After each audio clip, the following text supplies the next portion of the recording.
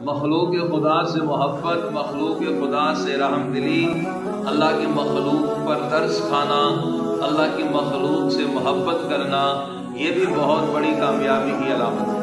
نبی علیہ السلام کا فرمان الخلق عیال اللہ، کہ ساری مخلوق اللہ کا کنبہ ہے، تو اللہ کے ہاں سب سے زیادہ قیامت کے دن وہ بندہ قریب ہوگا جو اللہ کی مخلوق سے اچھا سلوک کر کے آیا۔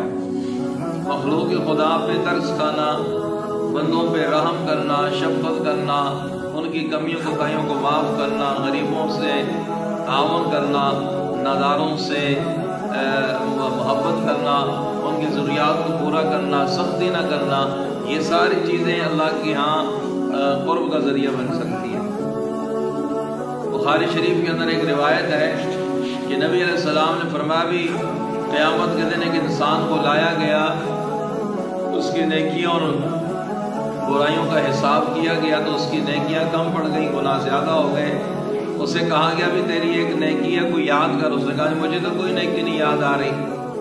پھر کہا پھر یاد کر، تو بتایا گیا کہ بھی کوئی نئے کام دنیا میں کرتا تھا۔ اس کے آگے ہاں ایک کام تھا، اللہ اکبر کبیر، اللہ پاک نے فرمایا کہ میرے پاس اس کی ایک نیکی ہے۔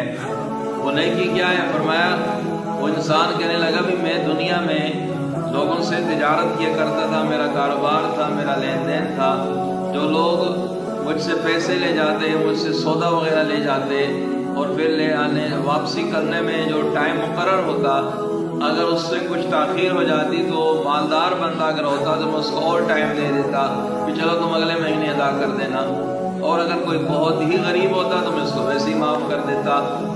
جب اس نے اپنی یہ صفت بیان کی، یہ نیکی بیان کی، تو اللہ پاک نے فرمایا تو میرا بندہ ہو کے میری مخلوق پر اتنی محبت کرتا رہا، اتنی شفقت کرتا رہا، تو میں خالق ہو کے آج تجھے سزا کیسے دے سکتا ہوں؟ جا میں نے تجھے معاف کیا تو میری مخلوق پہ رحم کرتا رہا، آج میں تجھ پہ رحم کر رہا ہوں۔ تو بھائی مخلوق خدا پر رحم کریں، اللہ کی مخلوق سے محبت کریں، اللہ کی مخلوق کو تکلیف نہ دیں، کیا پتہ یہی ہماری اور آپ کی نجات کا ذریعہ بن جائے۔